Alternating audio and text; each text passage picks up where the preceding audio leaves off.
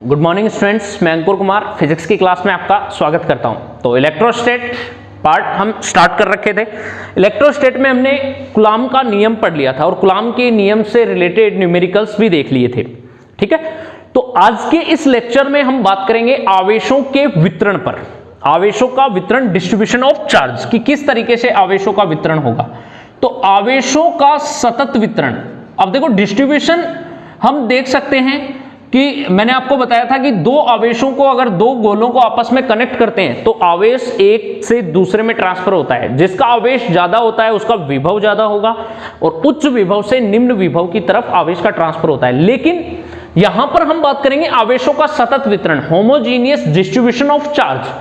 अब सतत मतलब कि मान लो एक लंबाई है, ये एक मार्कर है, ये एक छड़ मान लेते हैं, इस पर आवेश गया है यहाँ पे, तो इसका अगर मैं छोटा सा अल्पांश लूं, बराबर लंबाई के छोटे छोटे भाग करूं, तो सब पर आवेश क्या आना चाहिए, एक समान आना चाहिए। जैसे 10 मीटर लंबाई की ये छड़ है, अगर मैं इसको एक एक मीटर पे काटूं तो हर एक मीटर हिस्से का जो आवेश है वो प्रत्येक पर बराबर होना चाहिए। इस प्रकार का वितरण कौन सा वितरण कहलाता है, सतत वितरण कहलाता है। तो इस पे बात करते हैं।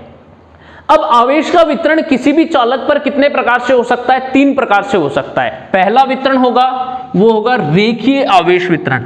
कौन सा होगा, रेखीय आवेश वितरण, मतलब एक रेखा के सापेक्ष वितरण होगा। रेखा मतलब एक सरल रेखा के सापेक्ष आवेश वितरण। दूसरा होगा यदि पृष्ठ के सापेक्ष वितरण हो, एक पृष्ठ बना दें हम, एल लंबाई की 4 छड़ ले लेते, 1 2 3 4, तो 4 छड़ों से एक पृष्ठ बना दे तो पृष्ठ के सापेक्ष अगर वितरण होगा तो उसे बोलते हैं पृष्ठीय आवेश वितरण। तो यह वितरण क्या कहलाएगा, पृष्ठीय आवेश वितरण। और तीसरा आयतन के सापेक्ष, यदि आवेश है किसी भी चालक के अंदर चला जाए, उसके अंदर स्टोर हो जाए, तो इस प्रकार का वितरण होगा, वो कौन सा वितरण कहलाएगा, आयतन आवेश वितरण। ये 3 प्रकार का आवेश का वितरण होता है, आयतन आवेश वितरण। ठीक है, इस तरीके से वितरण होते हैं। अब इन वितरण के सापेक्ष मैंने क्या बताया था आपको, आपने अगर वो प्रकाश विद्युत प्रभाव और द्रव्य तरंगों वाले चैप्टर का वीडियो देखा है तो आज ही के लेक्चर में, आज ही के वीडियो में मैंने आवेश वितरण के बारे में बताया था, आवेश घनत्व के बारे में। तो इनका घनत्व भी बात करते हैं। आवेशों का वितरण होगा, ये होता है लंबाई के सापेक्ष। जब हम रेखीय की बात करते हैं तो वितरण किसके सापेक्ष होगा, लंबाई के सापेक्ष। और जब लंबाई के सापेक्ष आवेश का वितरण होता है तो आवेश का क्या निकलेगा, घनत्व। और आवेश का घनत्व लंबाई के सापेक्ष निकाला जाएगा तो इस घनत्व को बोलते हैं रेखीय आवेश घनत्व। रेखीय आवेश घनत्व। और कैसे निकलता है, इसको लिखते हैं लैम्डा से क्यू अपॉन एल। क्लियर है। और मैंने आपको क्या बताया था कि घनत्व है वो प्रत्येक स्थिति में क्या रहता है, एक समान, बदलता नहीं है, चाहे वो आप छोटे से हिस्से का निकालो। जैसे रेखीय आवेश घनत्व निकालते हैं, मान लो मेरे पास एक छड़ है, ये एल लंबाई की छड़ है, इसको आवेश दिया गया तो सारा का सारा आवेश कहां पे चला जाएगा, इसकी सतह पर एक समान रूप से वितरित हो जाएगा। इस तरीके से ये प्लस धनावेश है वो सारा इसकी एल लंबाई पे चला गया। यहाँ पे इसकी लंबाई है एल, एल लंबाई पर कितना आवेश गया, एल लंबाई पर क्यू आवेश गया है। ये क्यू आवेश एल लंबाई पर गया है तो इसका रेखीय आवेश घनत्व कितना होगा, लैम्डा बराबर क्यू अपॉन एल। क्यू आवेश एल लंबाई पर वितरित हुआ है। अब मान लो सपोज करो इसको, ये आवेश का वितरण है वो कैसे है, सतत वितरण। सतत मतलब होमोजीनियस, होमोजीनियस इसका डिस्ट्रीब्यूशन हो रहा है, होमोजीनियस डिस्ट्रीब्यूशन हो रहा है, सतत वितरण। तो इसका अगर मैं छोटा सा अल्पांश लूं, एक छोटा सा हिस्सा, मान लो इस लंबाई का एक छोटा सा अल्पांश तोड़ा जिसकी लंबाई कितनी है dl, और dl लंबाई का आवेश कितना मान लेते हैं dq, तो प्रत्येक dl लंबाई का आवेश कितना आएगा dq। जब हम सतत वितरण की बात करते हैं तो प्रत्येक छोटी से छोटी लंबाई का आवेश एक समान रूप से वितरित होगा dq। तो dl लंबाई की बात करें तो dl को मैं अलग ले लेता हूं, ये मान लो एक इतनी लंबाई है dl यहां पे, ठीक है, और dl लंबाई है तो इसकी लंबाई है dl और आवेश है dq। तो इस स्थिति में इसका रेखीय आवेश घनत्व लैम्डा बराबर कितना होगा, रेखीय आवेश घनत्व है कितना, आवेश है dq, कितनी लंबाई का dl, तो dq अपॉन में dl। ये और ये दोनों क्या होंगे, बराबर, कभी भी अलग नहीं होगा। घनत्व है कभी भी अलग नहीं होता है। अगर एक ही छड़ है तो उस एक प्रकार के पदार्थ का घनत्व हमेशा समान होगा। तो ये कौन सा घनत्व है, रेखीय आवेश घनत्व। पृष्ठीय आवेश घनत्व है। तो पृष्ठ किससे मिलकर बनती है? 4 फ्रेम मैंने बताई थी, इधर उधर इधर उधर चारों। तो एक पृष्ठ बना देते हैं, मान लो ये पृष्ठ बन गई, यहाँ पे इस पृष्ठ का क्षेत्रफल है ए, क्योंकि पृष्ठ के पास में लंबाई नहीं होती है, क्षेत्रफल होता है।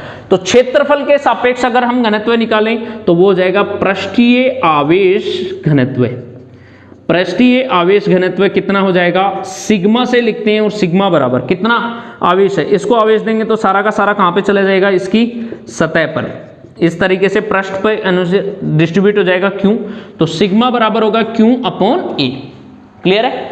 क्योंकि इसके ए क्षेत्रफल पर क्यू आवेश वितरित हो रहा है। अगर इसका क्षेत्रफल का छोटा सा अल्पांश लें, मान लो यहां से मैंने एक छोटा सा अल्पांश ये ले लिया, और इसका अल्पांश की क्षेत्रफल कितना है? इसका डी ए, और डी ए क्षेत्रफल का आवेश कितना है? D Q. तो पृष्ठीय आवेश घनत्व कितना होगा? सिग्मा बराबर डी क्यू अपॉन में डी ए। ये हो जाएगा पृष्ठीय आवेश घनत्व इस पृष्ठ से related. D Q upon D A भी होता है। अल्पांश, सतत वितरण की बात कर रहे हैं, तो सतत वितरण में एक अल्पांश मतलब प्रत्येक अल्पांश डी ए क्षेत्रफल का आवेश डी क्यू ही रहेगा, एक समान वितरित होता है। आयतन की बात करें तो आयतन आवेश वितरण का आयतन आवेश घनत्व निकलेगा। मान लो ये हमारे पास एक कोई भी एक निकाय है, इस निकाय का आयतन है V, तो V आयतन का जो आयतन आवेश घनत्व निकालेंगे, क्यों आवेश इसके अंदर आ गया, तो आयतन आवेश घनत्व कितना होगा? आयतन आवेश घनत्व को लिखते हैं रो से, वो हो जाएगा Q अपॉन V। सपोज करो इसमें से छोटा सा अल्पांश ले लेता हूं, ये वाला अल्पांश निकाल दिया मैंने, और इसका आयतन है dV और इसका चार्ज कितना है? dQ। तो आयतन आवेश घनत्व रो बराबर कितना हो जाएगा? dQ अपॉन में dV। ये आ जाएगा आयतन आवेश घनत्व। तो इस तरीके से हम तीनों आवेशों के 3 प्रकार से वितरण कर सकते हैं। लंबाई के अनुदिश कर सकते हैं, पृष्ठ पर कर सकते हैं, सतह पर एक समान रूप से वितरित हो सकता है, और आयतन में भी आवेश जा सकता है। इसलिए इन तीनों का वितरण तीनों निकाला, और यही बात आज के द्रव्य तरंग और प्रकाश विद्युत प्रभाव वाले लेक्चर में भी मैंने बताई थी। तो आप उसको जरूर देखिएगा, देखने से ही आपको समझ में आएगा कि किस तरीके से हम निकालते हैं आवेश का घनत्व। तो ये 3 तरीके से होगा। अब हम बात करते हैं आवेशों के सतत वितरण के कारण विद्युत बल। विद्युत बल मतलब कि सतत वितरण हो तो कूलॉम के नियम से बल कैसे निकालेंगे, ये होमोजीनियस समाकलन के रूप में निकलेगा। तो नेक्स्ट हमारा रहेगा आवेशों के सतत वितरण के कारण विद्युत बल। टॉपिक देखते हैं, आवेशों के सतत वितरण के कारण विद्युत बल। तो सबसे पहले हम वितरण लेते हैं रेखीय आवेश वितरण के कारण। रेखीय आवेश वितरण के कारण बल, इस पे बात करते हैं। तो मान लेते हैं एक छड़ ले लेते हैं, L लंबाई की एक छड़ ले लेते हैं हमारे पास, ये है L लंबाई की एक छड़, ठीक है। इस L लंबाई की छड़ को जब आवेश दिया जाता है तो सारा का सारा आवेश कहां पे जाएगा? इसकी सतह पर जाता है। इस तरीके से इसकी सतह पर डिस्ट्रीब्यूट हो जाएगा, इस तरीके से वितरित हो गया सतह पर सारा का सारा आवेश। इसकी लंबाई कितनी है? मान लेते हैं इस छड़ की लंबाई है L। L लंबाई पर कितना आवेश दिया जाता है? क्यों आवेश दिया जाता है? तो सारा का सारा आवेश इसकी लंबाई के अनुदिश एक समान रूप से सतत वितरित हो जाता है। अब सतत वितरित होने का कारण अब बल निकालना है। तो कूलॉम का नियम क्या कहता है कि कूलॉम के नियम से 2 स्थिर व बिंदु आवेशों के मध्य बल लगता है। अब ये तो स्थिर नहीं है, ये तो समान रूप से वितरित है। स्थिर तो है लेकिन बिंदु आवेश नहीं है, एक लंबाई पर वितरित है। तो हमें क्या करना होगा? बिंदु आवेश बनाना होगा। और बिंदु आवेश बनाने के लिए इस लंबाई की L लंबाई की छड़ में हमें क्या लेंगे? एक अल्पांश लेंगे। तो एक छोटा सा अल्पांश ले लेते हैं। मान लेते हैं एक अल्पांश यहां से लिया जिसकी लंबाई कितनी है? dl, और इस अल्पांश का आवेश कितना है? dq, छोटा सा। इस अल्पांश से कुछ r दूरी पर एक परीक्षण आवेश ले लेते हैं q0। अब ये बिंदु आवेश बन गया। ये जो अल्पांश लिया ये बिंदु आवेश dq तथा q0 के मध्य बल लगा सकते हैं। कौन सा बल? कूलॉम बल। तो मान लेते हैं कि माना डोरी या छड़, माना छड़ के लंबाई अल्पांश dq का आवेश, लंबाई अल्पांश dl का आवेश dq हो तो, लंबाई अल्पांश dl का आवेश dq हो तो, अब लंबाई के अनुदिश वितरित है। तो मैंने क्या बोला कि आवेश है वो हम बता नहीं सकते, लेकिन घनत्व हमेशा प्रत्येक हिस्से पर एक समान होता है। चाहे यहां से लो अल्पांश, यहां से लो, यहां से लो या यहां से लो, कहीं से भी लो, तो इसका अल्पांश क्या रहेगा? हमेशा एक समान रहता है। तो माना छड़ के लंबाई अल्पांश dl का आवेश dq हो तो रेखीय आवेश घनत्व कितना होगा? तो रेखीय आवेश घनत्व लैम्डा बराबर कितना होगा? dq अल्पांश dl अल्पांश का आवेश है dq, तो कितना हो जाएगा dq अपॉन dl। देखो आवेश का घनत्व निकालते हैं, जिसका घनत्व निकालते हैं उसको ऊपर, जिसके सापेक्ष निकालते हैं उसको नीचे, ये आ गया। अब यहां से हम dq आवेश निकाल ले, बिंदु आवेश dq की वैल्यू, तो dq कितना हो जाएगा, तो dq बराबर होगा लैम्डा इंटू dl, समीकरण नंबर 1, क्योंकि dl को इधर ले आओ, घनत्व रेखीय आवेश घनत्व से dl को गुणा कर देंगे अल्पांश को, तो dq आ जाएगा, ये आ गया। अब लंबाई अल्पांश dq से, अल्पांश dq से स्मॉल r दूरी पर q नोट आवेश हो, अल्पांश dq आवेश से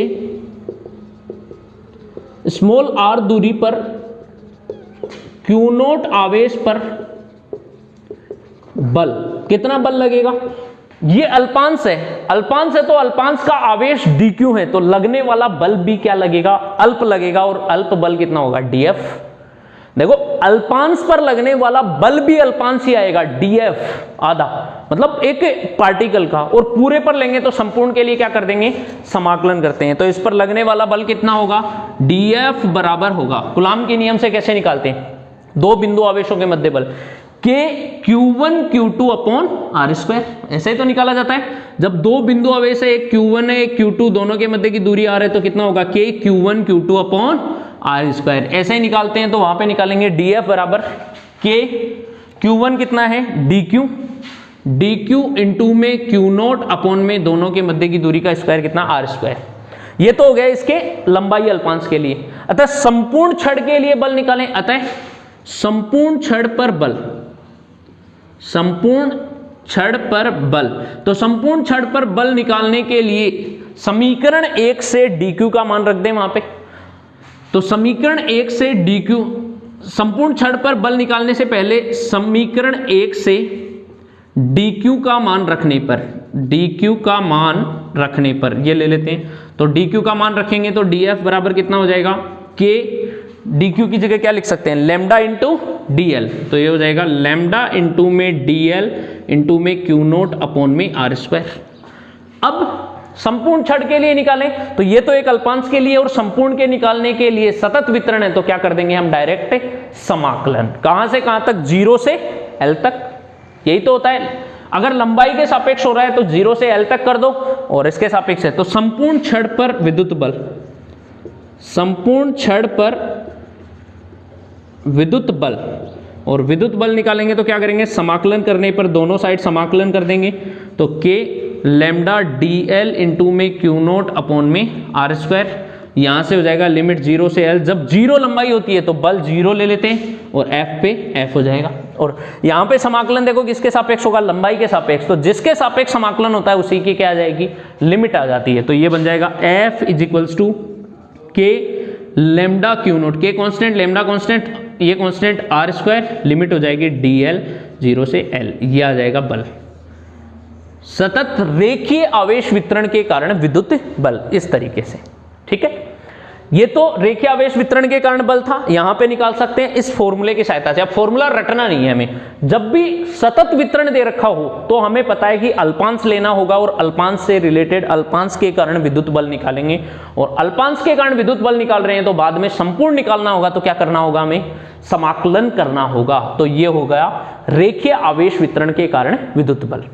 सेकंड होगा हमारा, वो कौन सा होगा, पृष्ठीय आवेश वितरण के कारण बल, क्योंकि पृष्ठीय आवेश वितरण लेते हैं, तो पृष्ठीय आवेश वितरण के कारण बल देखना किस तरीके से निकालेंगे, पृष्ठीय आवेश वितरण के कारण बल, मैं इसको ज्यादा कुछ चेंज नहीं करूंगा, इसी को थोड़ा सा समझाऊंगा, पृष्ठीय आवेश वितरण के कारण बल, तो यहां पे क्या ले लेंगे हम, पृष्ठ ले लेंगे, एक पृष्ठ ले लेते हैं कोई भी, मान लो ये हमारे पास एक पृष्ठ है, इस तरह से इसको आवेश दिया जाता है, तो सारा का सारा आवेश कहां पर जाएगा, इसकी सतह पर, ठीक है, ये इसकी सतह पर चला गया, और इसका आवेश कितना है, q आवेश है, और इसका क्षेत्रफल कितना है, e।